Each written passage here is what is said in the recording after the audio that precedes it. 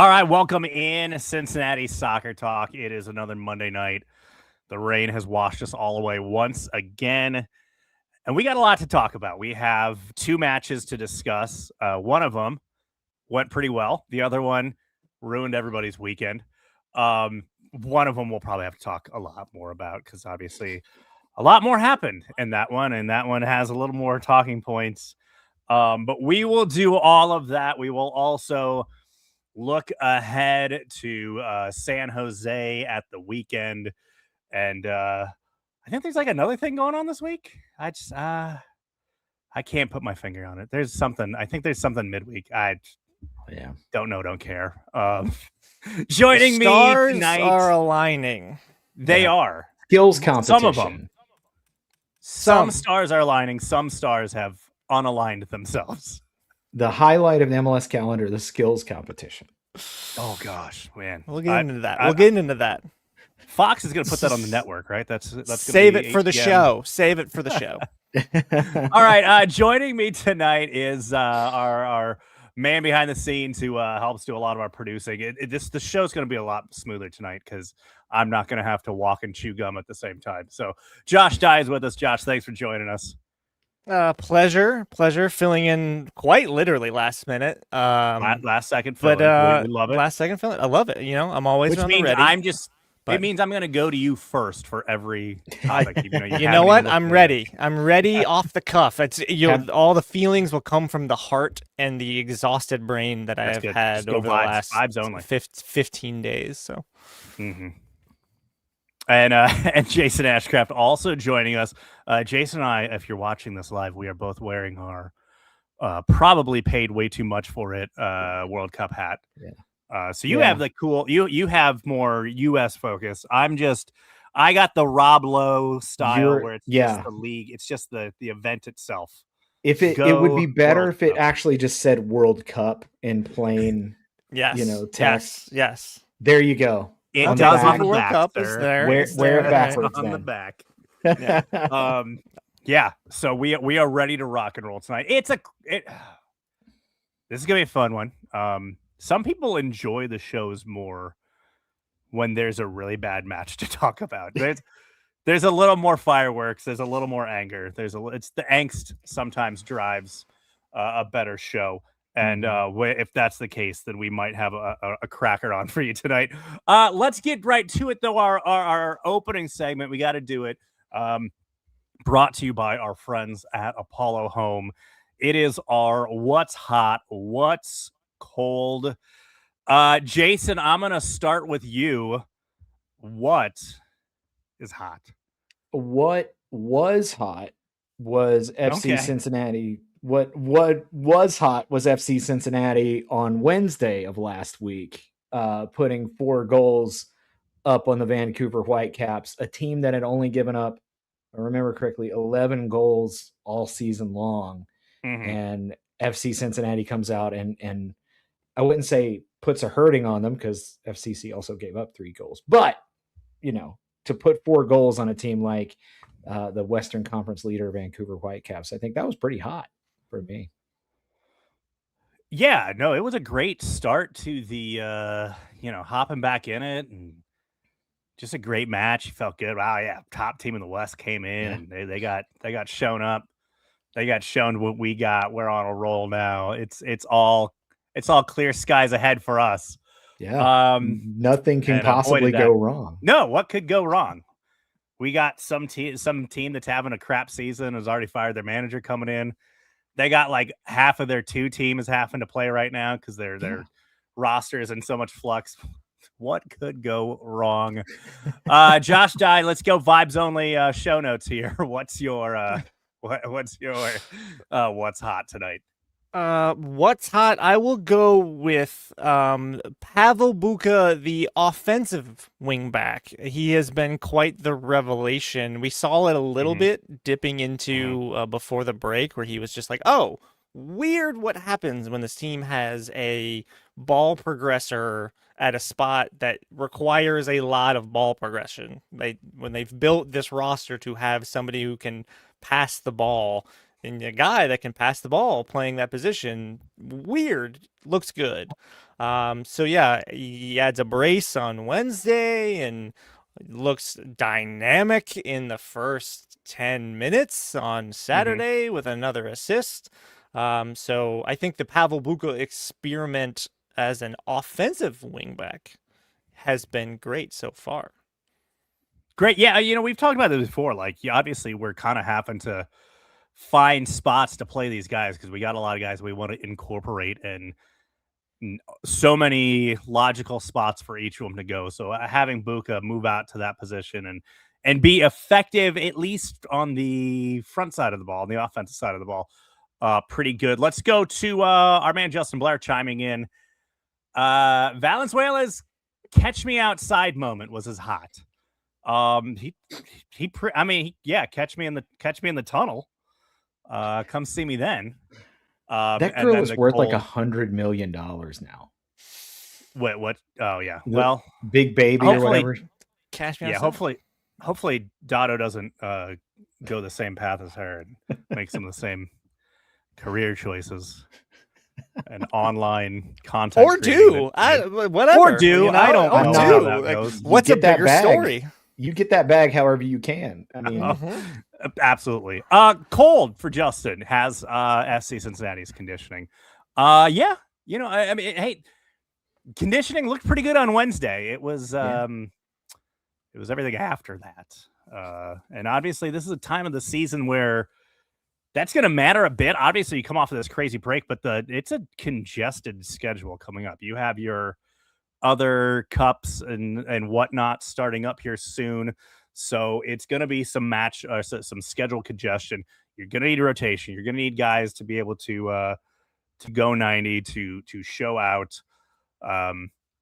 We shall see. My hot would have to be Pat Noonan's his anger, his temper, his mood after the Saturday night match that ended in the fiasco that it ended in. There was some highlights from that press conference, like when he was asked about a certain substitution, if he thought about making it, and his reply was, "I thought about subbing out a lot of guys." He was not happy with anybody. He was very, very mad about not only just the way they played the match, the organization, the sloppiness, the discipline, just from a tactical standpoint, and then obviously how everything unfolded there at the end. He had some choice words in his post-match press conference. It is up on YouTube. I highly recommend it. It's like 10 minutes. It's cathartic, good fun to watch Pat just be more angry about the situation than you are, which you kind of do like to see. Let's go to our cold. Jason, what is cold? The FC Cincinnati offense and just everything in general. Everything about them for 80 minutes against Columbus. We'll rant about that later, but night and day, the light side of the moon, dark side of the moon between Wednesday and Saturday, and just I'm still mad about it, and I've had 2 days to talk about it. I think a lot of it has to do with the fact that of who you played, right? You want to throw out a crap match where you underperform, fall on your face on the road, come apart at the seams, freak out at the end, start, choosing off John Wayne and trying to fight everybody there in the last dying breaths of it. That's fine. I guess that's not great. When you do it in a rivalry match, it's frustrating. It's embarrassing. All the good vibes from Wednesday died a real quick death there late on Saturday. Josh, what you got?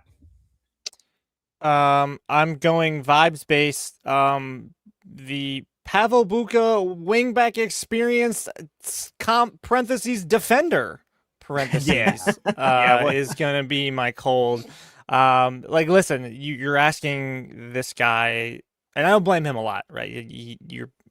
he's been tasked with the what should be an annual award of the Pat Noonan, and you're going to play a random position that you've never played for in your career, get over it, of the year. And he's handled, like I just said, he handled it amicably as an offensive player, but as a defender, they just 2 games in a row where he's just been picked on and berated and over the top, and he hasn't quite grasped exactly where he needs to be as a defender. And really, you can't blame him because he's not been there. And I am more curious about how they rotate the center backs behind him, because seemed like Miles Robinson would be the ideal person to play back there to cover some of the ground that but he's just not. And Guidi was back there against Columbus, and that didn't look great either. I know you give and take what you know, Sure. playing that spot, you're gonna sacrifice defense there, but it's been tough. It's been a tough pill to swallow, and I guess you just kind of have to, you watch him Marvel as an attacking player, and you just need to find an answer somewhere else, because Obi is on the other side cleaning everything up on that end, seemingly for Ender or whoever. Obviously Dido's not the answer. And obviously, Guidi's not the answer. So it's Dado's definitely not the answer for the next match. Definitely not that for the next match. Probably a couple more, yeah. So I just don't know. Like, you can't give up the entire right side of a defense. Like, I that's such an interesting question and thing to look forward to. Of like, I'm fine with the Buka experience, but you got to figure out how to cover that ground because he can't do it right now. Well, and especially if you're consistently rolling out that lineup, teams are going to know, hey, we can just abuse that right side there. We just flood everything in that direction. It's a storyline. For me, it's a storyline for the rest of the season. Like, I think Buka is locked in as your right wing back, and I'm fine with that. But, boy, you got to figure out how to cover that ground. Definitely. No, definitely. My what's cold is, I think we've had these conversations with some of the other sports leagues, and I think it's starting to really come to that moment here for MLS. I think the All-Star game either needs to be once again revamped, or we need to kind of move on from that whole concept. And I know, and again, a lot of other leagues are looking at this. I mean, obviously the Pro Bowl has been searching for its identity the last half decade. The NBA, the NBA All-Star game, a year ago was an absolute laughing stock. Then they were like, okay, we have to fix things. We have to change things up. NHL got out ahead of it. They've changed things a few times. Obviously, then they had their Four Nations thing last year. That was an insanely successful endeavor for them. I don't know what it's going to eventually look like. I don't know what the plan.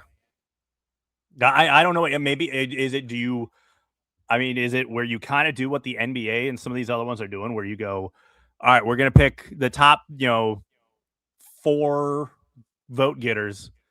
You get to pick your 7-a-side team, and we'll do 7v7, tournament. Like, I don't know what the answer is. I just know I think we've reached the end of the line, and it definitely doesn't help when the face of the league feels no obligation for the second year in a row to show up. And this time they're not going to punish him because, they're saying, okay, you did have the World Cup. We're going to let you rest, which that's fair. But the players are setting that precedent. I don't know what the viewership looks like. It's got to be abysmal.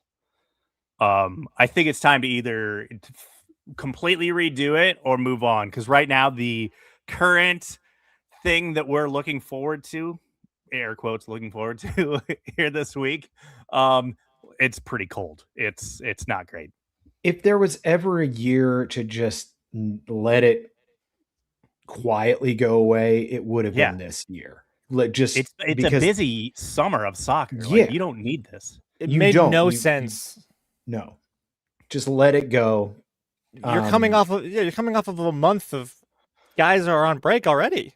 That's your All-Star break. Like, it may, like some guys sure aren't getting it. Like, but like logistically, you're gonna start a season for like 3 weeks or for a week, and then send some guys for the All-Star break, and then by the way, they come back and play on Saturday. Like what? Yeah, it's not even a break then. So you're throwing a midweek game in for like 10 or 20 guys. Like what are we doing? It's super unnecessary for those guys who are we just talked about, like most of those guys are stars for their team that are now facing down a very congested schedule.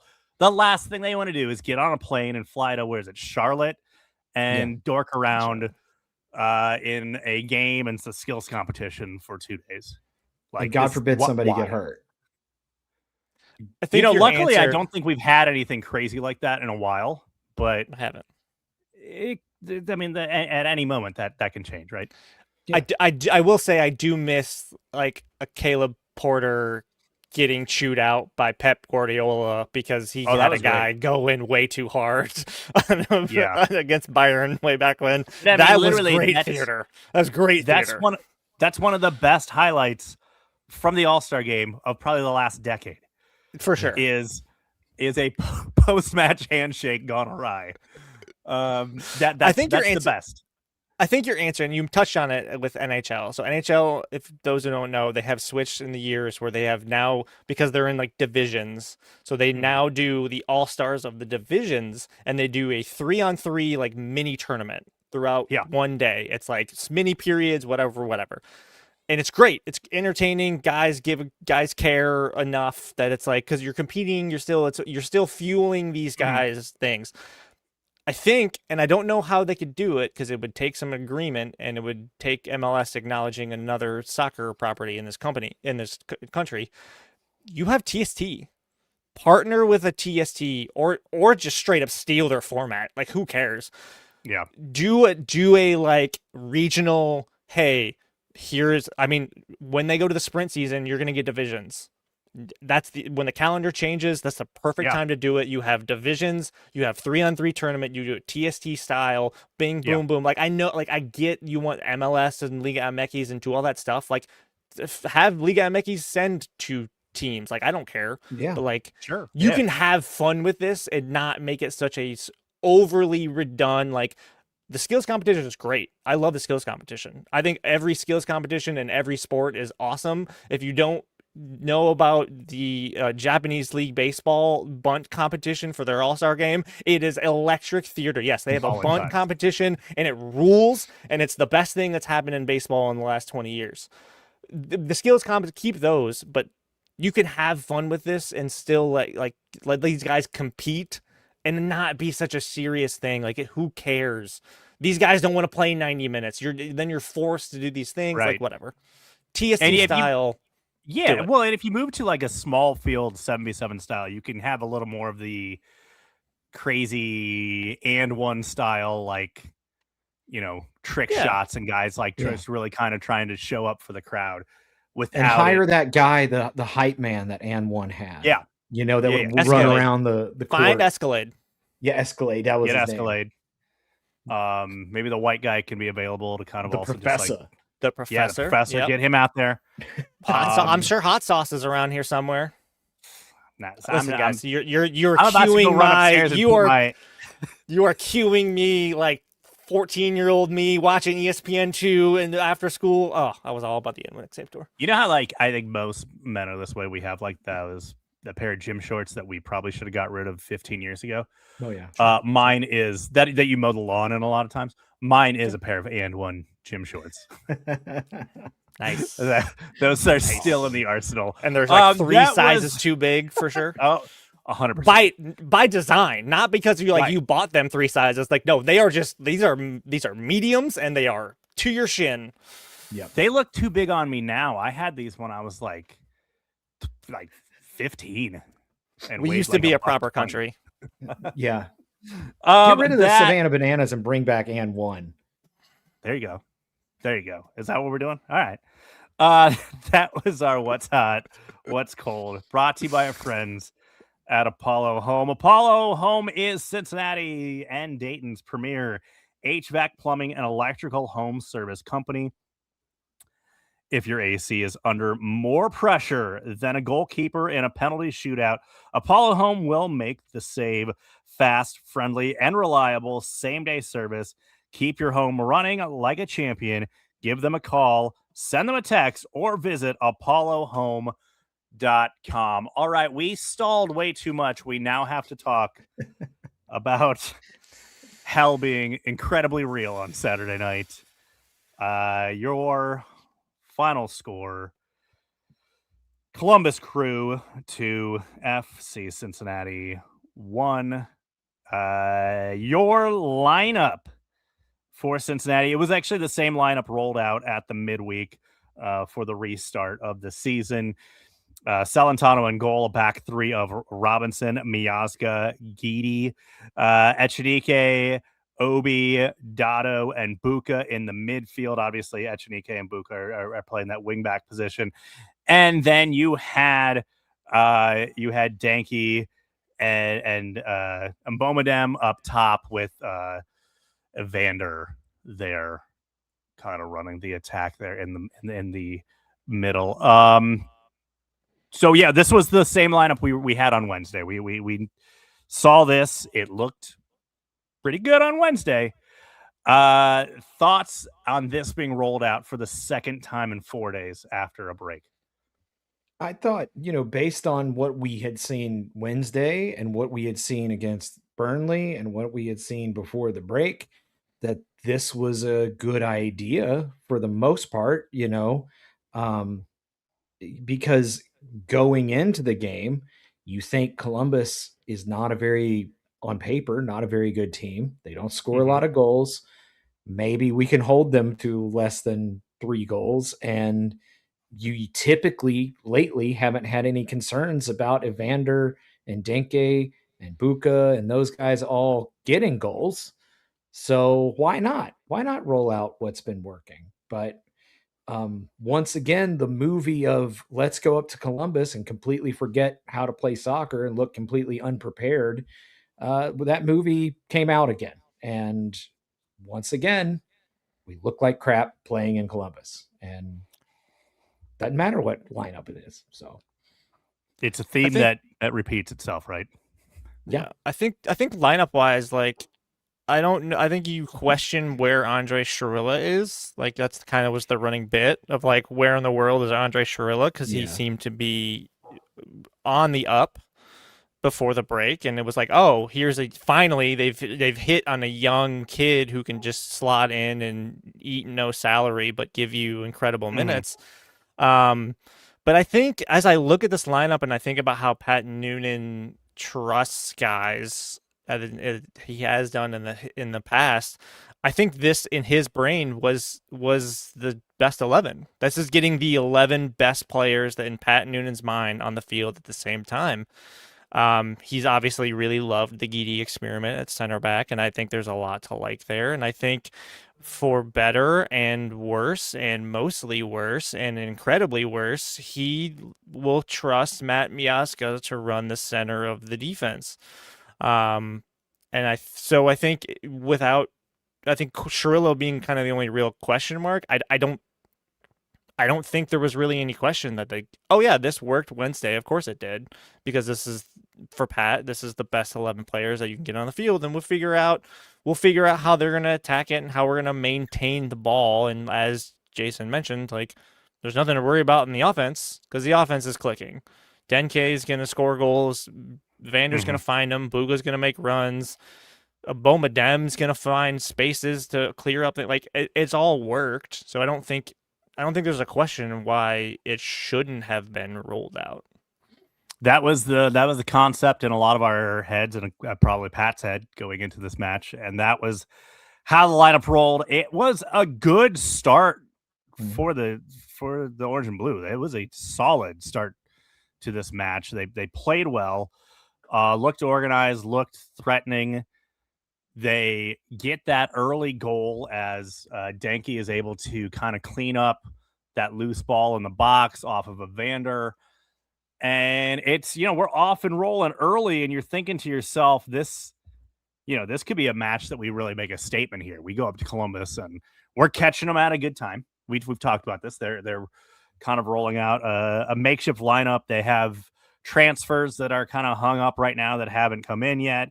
They're still trying to make some other moves. They have obviously just had some managerial changes. This was the time to play them. This was the time to pounce, and pounce they did, as we see the highlight there of Danke cleaning things up there.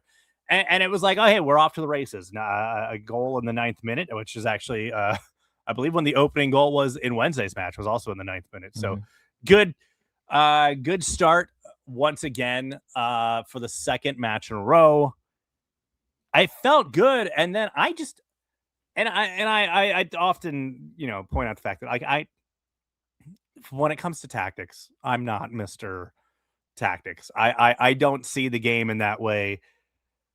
But something changed about 20 or so minutes into that game where all of a sudden the team that had kind of been bossing the match since the opening whistle got the goal, had just kind of lost complete grasp of the match. Yep. And you started to see Columbus work their way back in, stretching Cincinnati a little bit there, and then they were starting to get their moments, their spaces. It just seemed like something changed. Columbus started pressing. That's what I noticed. They started closing down space with a lot more urgency. There was never a moment after about the 20th minute where an FC Cincinnati player got the ball and had a couple of seconds to turn or to look for an outlet pass. The Columbus defenders were doing a good job just man marking the ever-loving snot out of FC Cincinnati. And this is, I hate to beat on this drum, but this is not the first time that has happened.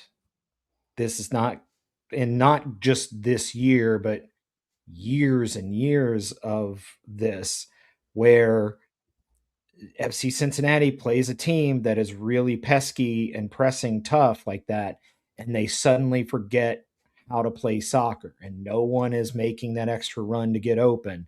No one is moving towards the ball. We're getting swarmed. What do? I know, let's dribble into 3 people. And that just seemed to be the MO. Columbus was just going to frustrate you and be pesky all night, and there was no answer for it. And it was 41st minute. They finally get in there. They score, essentially built off of a set piece off a corner. There is how the goal eventually goes in. Jamal Thierry, how good was I on that? Sure. Decent. He's French, right, we'll roll with that. So Thierry, then, right? Thierry. Charre. I have no idea. Charre is how you pronounce it. Oh, okay. Well, that's a bit. Charre. Settle down, French. And at that point, then we have to move to the big flashpoint of the match. Well, of the first half, I guess. There was also the end of the second half had a nice flashpoint. And that was in the 6 minutes into stoppage time. A penalty is awarded as it was Matt Miazga going in. And there was a lot of consternation about this one in the broadcast. I felt like Taylor Twillman and on the broadcast was very not for this being a goal or a penalty, as Max Arfson you kind of can see him. As Miazga comes in to poke the ball out the end line, you can see Arfson kind of move towards Miazga, play into that slide, and then go down.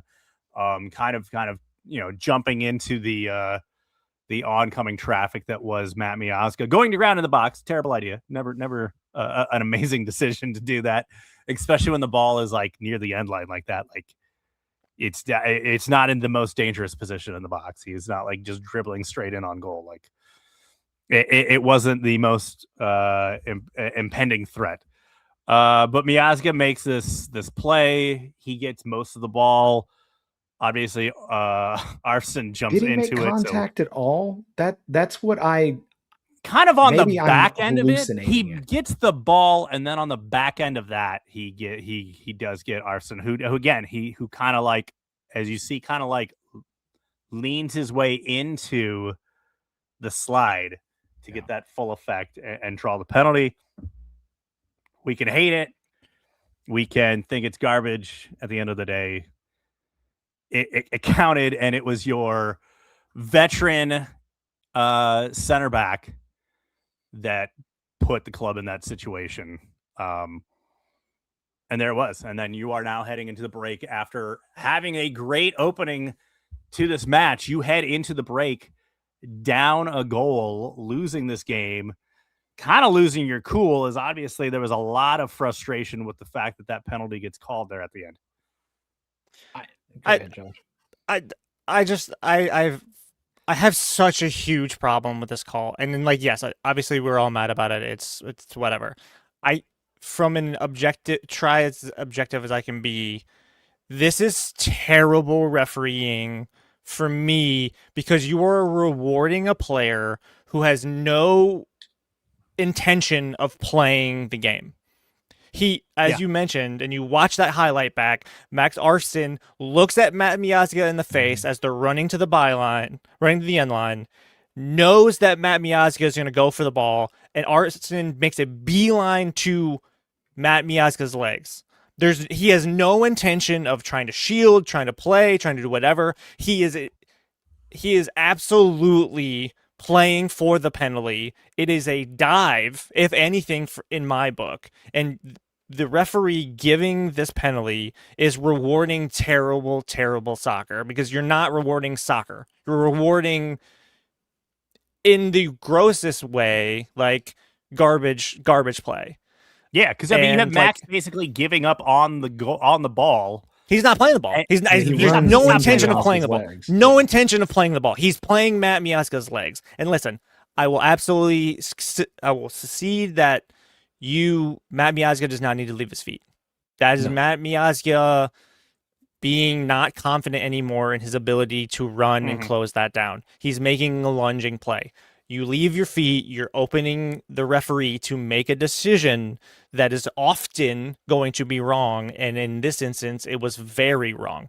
But I just can't get over an official rewarding this kind of play, because it is so anti-soccer. It is so shots taken. It's so Red Bull that it's just like, it is a disgusting display of Max Arson baiting not even baiting Matt Miazga, knowing that he's got a step, and instead of trying to just play the ball and be more athletic, he's making the negative play. And you watch that replay back, watch the live game replay. Matt Arson runs back and he's smirking like an idiot, because he knows he got away with the grossest display of on-field professionalism that you can possibly have, and that's not play the game. And that's baiting a player, baiting a moment that he knows the referee can't control. And I just have such a huge problem with it. I hear you, and I agree.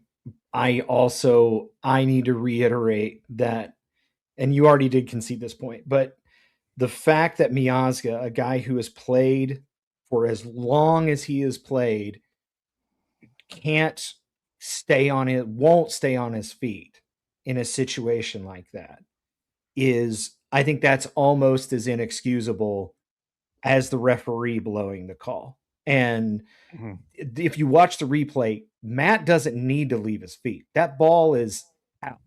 He's not even going to make contact with it. Him going to ground and understanding who he is, and the reputation that he has in Major League Soccer, you got to understand you're not going to get the call. You're going to get called for a penalty in that situation. I mean, unless you are 100% sure you're going to make solid contact with that ball, don't go to ground in the box. And he is a veteran player that should know better. And it cost us a point. Like, it cost us 2 points. Because if they don't have that penalty, Columbus really didn't have a lot of other good looks the rest of the match. and Miazga, he gives him 2 points. Gives him 2 extra points. Oh, I'm sorry. I'm watching this replay again. Like I can't. It again Like and again. Max Arson, like he leans down into Matt Miazga. He sees Matt Miazga going down, and he drops with him to fall into his leg. I can't. Jason, you were right. At the end of the day, Matt Miazga does not need to make that play. He does not need to make that play in the way that he did. Don't leave your feet.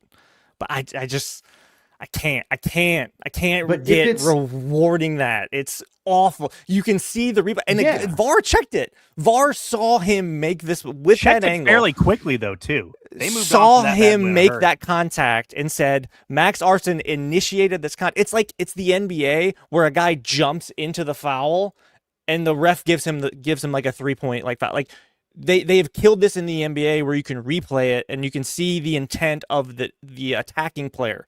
The intent of the attacking player is to try to draw that. That is a dive. Yeah. That is a offensive foul dive.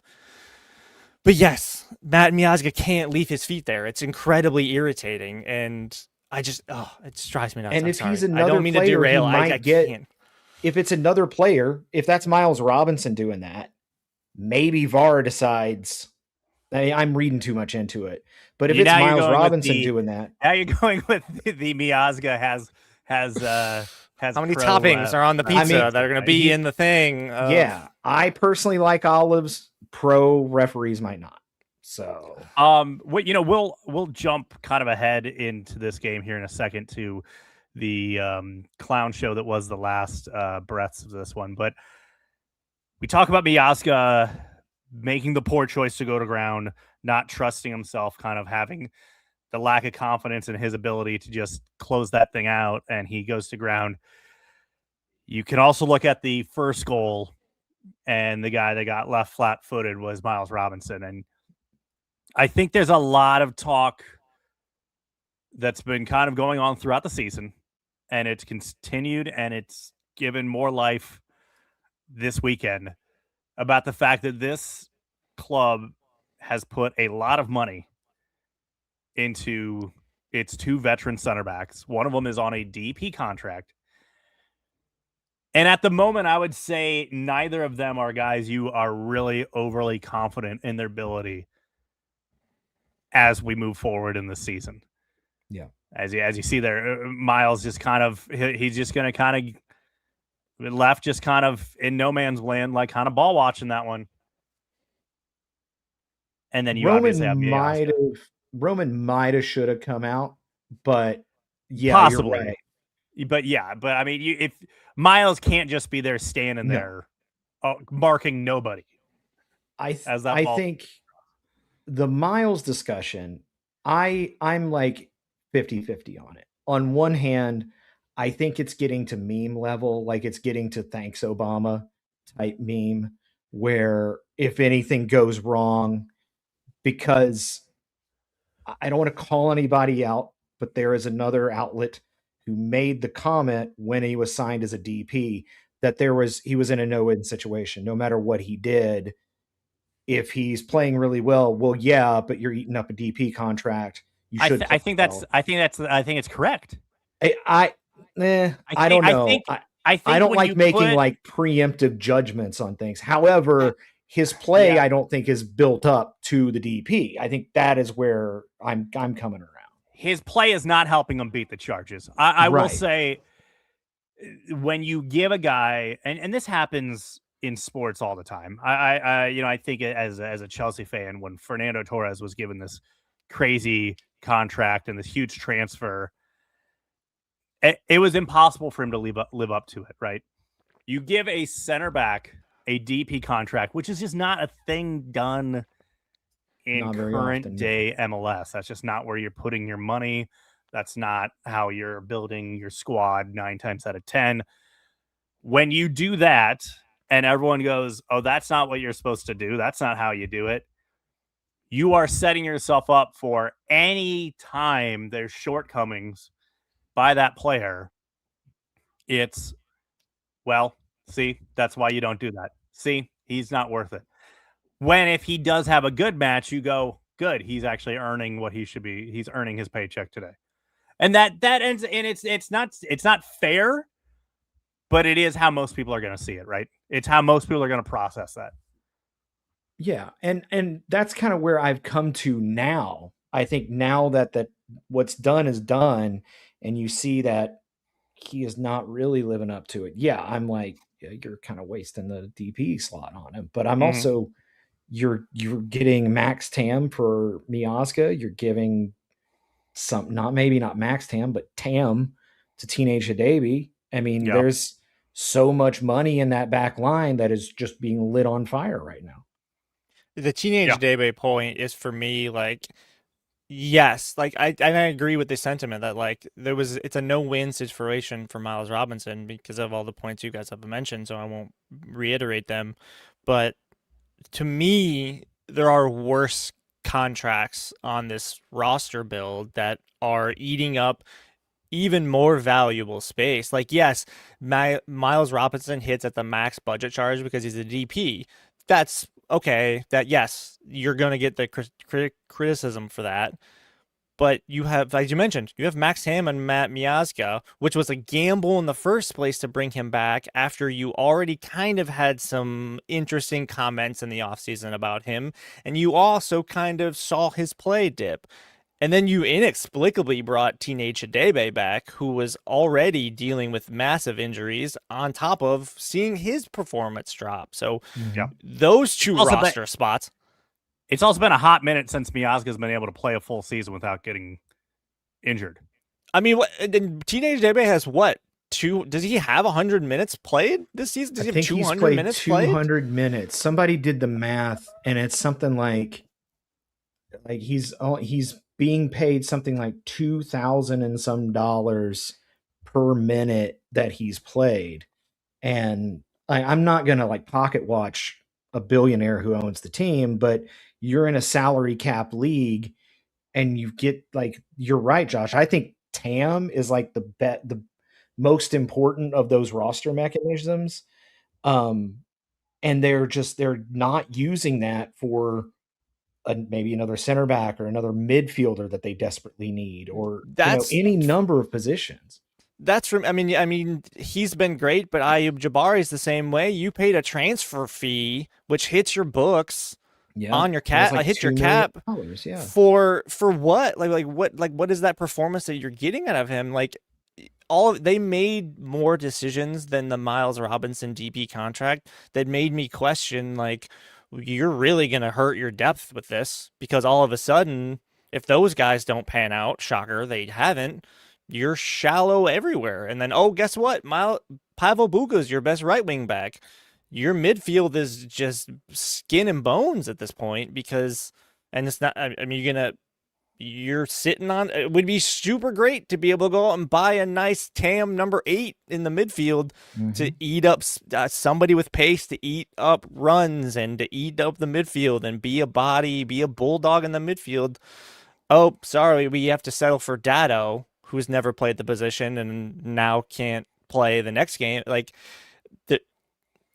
you're right, Jason. I think people are I think we've jumped the shark on the Miles Robinson debate of, like, I think the consensus people know, yes, it's not a roster mechanism that should be used on Miles Robinson. He's still individually the best center back on this team. Like, it's a low bar, you can say, because the defense is so bad, but athletically, from a individual standpoint, and when you're asking, when you're playing a 3-back system, you're putting guys on islands. You just are. And I don't know, there's certainly nobody on this roster who is athletic enough. Maybe Samuel Guidi, who is a midfielder by trade, to be that athletic and be able to go one-on-one. Real quickly on the goal, I have more problems with Roman Celentano than I do Miles Robinson. Miles Robinson, they were both very bad on the play.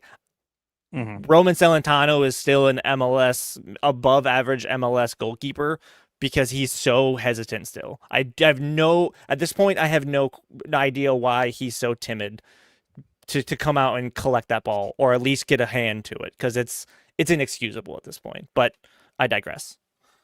Because he doesn't want one of his teammates to knock it out of his hands again. as he's trying to grab it. He's got to clean that up. But that's a risk you've got to take as a goalkeeper. And you've got to yell the guys off the ball too. You have to control your box. You got to control that. Patrick Schulte was in the opposite box, and he collected a ball or punched a ball, the exact same ball that needed to be. And there's a reason why Patrick Schulte is going, getting national team call-ups and Roman's not. Like there are differences. There's not a lot of differences from those guys. I forgot that Patrick Schulte was drafted like 10 spots after Roman Celentano in that super draft. Same super draft. But you can see obviously why Schulte's getting national team call-ups and Roman's not. We talk about obviously some roster issues and money kind of going to waste. Back-to-back starts for Obi, but a guy that to start the season was a bit of a ghost, not getting the minutes, and then you now have kind of one of your bigger acquisitions in the offseason, Brian Ramirez, just not finding minutes. He's supposed to be kind of one of those guys there. Instead, you have, you're plugging Buka and Guidi into spots that don't make sense for them. That's to be fair to Reem, not great. Ramirez looked good. I think when he came on, he actually looked like he commanded well. It's a great question. I mean, it's a very valid question. I don't have the answer to that, unfortunately. But a benching for a guy like that, maybe that lights a fire. And I also, at this point, I thought Brian Ramirez, if you're going to play Pavel Buka and he's going to get so far forward, I don't mind starting a Ramirez who is not going to be as forward. Maybe he can be more stay at home as a left wing back, and then you can kind of shift that way, shift into kind of a back four in the attack, and then let Ender Enchanique can come on in the 60th minute and run at dead defenders all day long, go routes, run routes all day long. I think I think we saw that, didn't we? Did we not see that right before the break? And it worked beautifully. It's interesting. I think Brian Ramirez is going to be an interesting one, and I think Pat's deployment of the two of them needs to be examined because they seemed to find the answer, and then he went away from it. Well, one guy whose deployment from Pat might be a little less here. One due to discipline, due to not being maybe in good graces with the manager, and that's Dado Valenzuela, who caps off this loss by getting himself sent off right at the end of the match. Proceeds to basically challenge Farsi to have a chat about it later in the match or after the match, or cash me outside. And he obliges. And we have shenanigans ensue as Dado's a guy who's definitely earned himself back into spots, and he's earned with some great play. Being a young guy, he's kind of always going to be having to prove himself to a manager like Pat. And this is going to kind of reset the clock for him a little bit on some of that stuff. I think it's interesting though. In the media, the Columbus players said that Dado really didn't say anything. That, I mean, sure, we see the clip of him saying in the scuffle, in this little scrum in here? the scuffle, yeah. So you do see him say there. Here he is now. He points at the tunnel. I mean, I know Columbus fans are the most special little snowflakes in all of MLS, and you can't hurt their little fifis about anything. They are the best fans that ever fanned. But when you have an adult man player running after the whistle down the locker room, I'm sorry, Mo Farsi looks like a jackass doing that. He was just accepting an invite to fun in the tunnel. Yeah, I get that. You're an adult man. You won the match against the team that is better than you, and you played well, and some punk kid says something to you. An adult man should go, we won, scoreboard, Yeah. to go. I mean, Go home, Mo kid. Farsi should be getting at least a game suspension too. He looked like a complete jackass, and Columbus fans should be embarrassed that they have such a jackwagon on their team. We'll see what happens as far as Dada's discipline issues. We haven't heard yet if he's been handed down any kind of suspension, or at least how long that suspension will be. Obviously, a red card is going to give you, at bare minimum, a 1-game suspension. Is it violent conduct? That's we're looking at 3. Yeah. This is also a guy who this is his second red card of the season. Yeah, second sending off of the season. Similar second, yes, earlier in the season. Yes, earlier in the season, it was that disaster against New England. That's right. He had that one that was like, it was kind of a stamp. It didn't actually look that. There was a lot of similar plays that didn't get called, but that one did, and he got sent off for that one. So you have a guy who's now been sent off twice. He then causes this melee in the tunnel by inviting everyone to come hang out with him there, which that created some crazy moments. You had some, which I also dispute. Can I dispute that real quick? All right, dispute it. He looked like he's pointing like, "Hey." Maybe I'm being naive, okay. But when I marry that incident with Mo Farsi saying that Dado didn't say anything, I charged after him because of the reckless conduct for the challenge. I'm trying to find the actual quote because I wanted to see. Is that Mo Farsi trying to say, no, that child did not bait me into trying to fight him?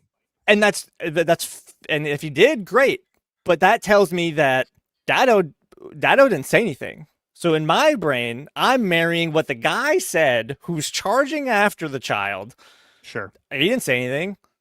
So what is that? Dado, and then this is genuine. The genuine reaction I had was, oh, he's just telling the ref I'm leaving this way. I'm going, like I'm going. Like that was, my brain was like, oh yeah, he's just telling the ref, like I'm going, cool. Like I'm here, I'm going, okay. I genuinely did, again, then maybe that's me being naive, but I dispute the idea that Dado said some stuff to try to fight him. I think Columbus got a little soft. We have a little bit of video that does exist of the tunnel. It seemed to be kind of more aftermath of the tunnel where you see kind of the players are all there. You have technical staff from both sides trying to kind of create a little bit of a wall to separate everybody. You Chris have Albright in there. You got Kenny Arena. Kenny Arena gets a nice shot there at the end. Yeah. There's Kenny. He comes in. Shockingly, the son of Bruce Arena is he's gonna say his piece. Can we take a moment to point out that I think that's Evan Leroux. He looks like with his goalie shorts and then that warm-up shirt, he looks like he's out for a day at the beach. He does. He looks like he's trying to break up a fight at a pool party. Yeah, that's like a swim shirt, swim trunks. Like, hey, listen, what we saw from that closed door friendly against that Honduras team, Evan Leroux can eat a punch. He had to eat one against those guys. I think he was down to clown. He was ready to throw. So he was good for it. I mean, one of the things is I like seeing the fire of this. This is a rivalry. It's nice to see guys like getting mixed up. If this was the NHL, you'd fully expect the gloves to be thrown down within the first 3 minutes of the next match. But where was this? Where was this the 80 minutes that you had to act like this on the pitch? Where was it? Like that's my biggest takeaway. What I want to see when they play again here in October, the very not so distant future, I want to see during warmups, Evan Leroux standing at the center dot, arms folded, and just mean mugging the entire crew team, the entire warmups. Heck yeah. Nothing else but just standing there and just staring down at the entire squad. That's what we need to see. I am going to be disappointed. That's how they handle it in hockey. Yeah. If nothing happens in the next match, I'm going to be like severely disappointed. Oh, there has to be. Come on, you got to come correct the next match. You can't be Mo Farsi and chase a sword. That would be awesome. Probably you can't be Mo Farsi. Yeah, he's probably not gonna play. You can't be Mo Farsi and chase somebody down a thing and not come and like try to 2-foot somebody, right? Like you can't. You can't be that like, oh, I'm better than you. Like, blah, blah, blah. No, you gotta like, this is your moment. Come out and 2-foot somebody. Be a man about it. You really want to fight someone? Here's your opportunity. If he gets anywhere near a defender, he needs to get body checked. He needs to be his butt needs to be on the ground every single time. That's Miazga's job, right? He's the enforcer. Can Miazga catch him though? That's the big question. That's the problem. True. Last thing I'll say about this, have to wait for him to get in the box and then my last 2 cents about this is, to your point, other Jason, soft little babies. Screaming is a leg breaking tackle. I could not roll my eyes and laugh harder about Columbus Crew fans screaming that they tried to. Dado almost broke his leg. Just watch that thing back. It is a lazy, dirty foul that was a yellow card offense. Like Taylor Twellman says, like, that's a yellow. You could talk me into a red, but that's not like, just get off your high horse. All right. Dado looked like an idiot. FC Cincinnati looked like clowns because they got bossed around for 90 minutes and then Fouts tried to, do some stuff. It's not a leg breaking tackle. Get out of here. Just, if you want to see it, like, there's going to be harder fouls into QL Stadium the next time they play. That was the softest of leg breaking tackles I have ever seen. Miss me with this. As I'm sure Dado would say, that's how we do it on the mean streets of Boca Raton, Florida. Let's go to our we are so behind schedule here. Let's go to our player of our Go Beyond Player of the Week, brought to you by our friends at Beyond Exercise. Jason, kick us off here. Hold on. Let me do Vancouver match. Hey, we won. We scored goals. Buka couldn't defend, but he scored 2 goals. That's and then it all just didn't even matter anymore because we just crapped the bet on the more important match. All right, player of the week. One of you all do somebody else. I'll do Kevin Denke. A goal against Vancouver, a goal against Columbus. Looked like he was on pace to have a really, really good week before the wheels just. Much like Matt Miazga coming off his feet, the wheels coming off the team on Saturday. The wheels went to ground. Josh, what you got? I'll take Pavel Buka, the offensive right wing back. Not Pavel Buka, the defender. Right wing back. 2 more goals. Solid brace. Finding himself in incredible spots. Really linking up well as an attacker. Shout out to Evander for being able to just know that nobody's guarding Pavel Buka on the right side ever, apparently, and being able to pick up the easiest assist in his tenure against Vancouver. But yeah, Pavel Buka, have a week. Please learn how to defend. I actually am also going with Buka. Nice pit bull haircut to roll into the second half of the season. A little more aerodynamic. Need a little more on the defense. You can't be losing your mark. You can't be slow to close down. But those things hopefully will improve, or we just come up with a better plan where we put somebody who actually knows how to play that position there and put Buka back in the midfield. That'd be cool too. But otherwise, 2 goals look great. He has that quality finish to him. He has that ability to make those plays and to just score some nice goals. Let's look ahead real fast. It is All-Star Week for all 12 of you that still watch that. After that, at home, Saturday night, San Jose, 3rd in the West, coming in. We already knocked off 1st in the West back on Wednesday. Can FC Cincinnati repeat with another solid home performance against a pretty solid Western Conference side, albeit a Western Conference side that has been on a bit of a slide? Hot start to the season, poor finish to the first half of the season, not so hot on the restart. So you're catching them at a better time. Yeah. They're coming off a draw against the Galaxy this Saturday in the Cali Classico, which is always fun, but I didn't stay up to watch it because I was fed up. Timo Werner playing well for them. That's the only thing that I know He's about scored a few them. goals. It's honestly it's Preston Judd is having a breakout season for them. I think he's like 5th in the league in goals or something like that. Like tied. He's in the top. He's in the top 5. He's got double-digit goals.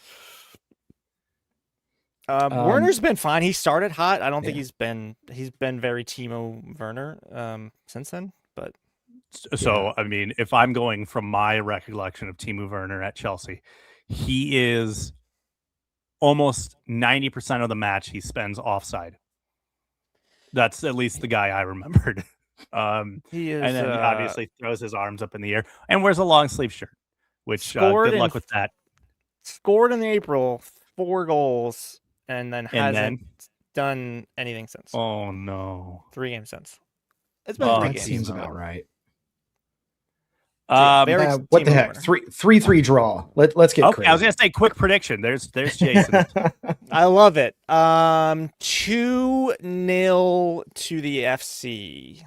Why not? Shutout. Wow. Why not? Bulldogs. I'm going 3-1 to the FC. Danky brace incoming. And the Arena Dotto Bowl pulls the sword. No, maybe Dotto does the march to the match. What would be better, right? Would be more electric for social media content? Dotto pulling the sword or Dotto being like in the front of the march? You have him. Dotto, Knights of the Bailey, banging on a drum. Right? There you go. I think that would be electric. Drink. Somebody. I don't know. He's of age, right? He's of age. I think he's like 22. Now? I think yeah. We're over here calling him a child, and he can vote. And he's 21. He's 21. Yeah. He's 21. That's fine. I mean, he's still a child, but he's fine. He's an adult child, right? I'm old enough to be his dad, so yeah, we're all a bunch of middle-aged dorks on this podcast. So, all right, final thoughts, guys. Let's wrap this one up. It was a fun show. We got to enjoy some good talk there, including reliving a match that made me so mad that I went to bed. I just fell asleep after the match. Said I'm done with my Saturday. My Saturday is done. No more Saturday for me, please. My final thought is that Beyond Exercise is a Cincinnati physical therapy and fitness business that helps people of all ages stay active and fit. They also work with MLS and MLS Next Pro athletes. See how they can elevate your fitness at gobeyondexercise.com. This is a very professional show. I just want everyone to know that. I had just closed my notes at that point. So thank you for picking that one up. Anything from you, Josh? I know you're living a sleep-deprived life these days. Yeah, this whole dad thing that I just decided to do with my life. We kind of, made a decision a couple months ago, and now here we are. No, baby girl is here, and she's doing well, and I'm very tired, but not tired enough. She's 1-1 in her lifetime of FC Cincinnati games, so would love to see her win Hell is Real in her life, but not the first one, apparently. Not the first one. Hopefully mom's doing well too. Mom's great. Yeah, mom's recovering well, and we're getting, life has begun, as they say. So yeah, I'm excited about that. My actual final thoughts are like there's 16 games left. There's a transfer window open. I understand the pressure. As per usual, everyone just take a breath. Saturday is not the definition. Yeah, everyone on the Twitter.com was hitting the panic button, I think, a little too hard. A frustrating game, but the world is not coming to an end. Correct. I understand wanting to win the rivalry game. It's embarrassing, and it sucks to lose your rival all the time, but you beat them in the playoffs last year. Don't forget about that. You beat them when it matters. You have 16 games left to continue to climb in the playoff rankings because you're still a playoff team. So everyone take a breath. It's going to be all right. Unless it's not. I don't know. We'll see. Could just be awful from here on out. But at least for now, just take a breath. It'll be all right. Either way, we'll be here to break it down and enjoy every moment of it right here. Jason, anything else? No, I'm with Josh. Keep calm, carry on. Okay. A lot of season left. Just the ad read from Jason. Just the ad read. Okay. That's all I got. I just want to thank everyone for joining us tonight. Josh Dye, Jason Ashcraft. We will be back next week to talk everything San Jose earthquake, and maybe we'll watch the All-Star game. I don't know. I'll tune in if Messi's tuning in. That's the bet. Okay. So, all righty, folks. Have a good one. Good night. Bye.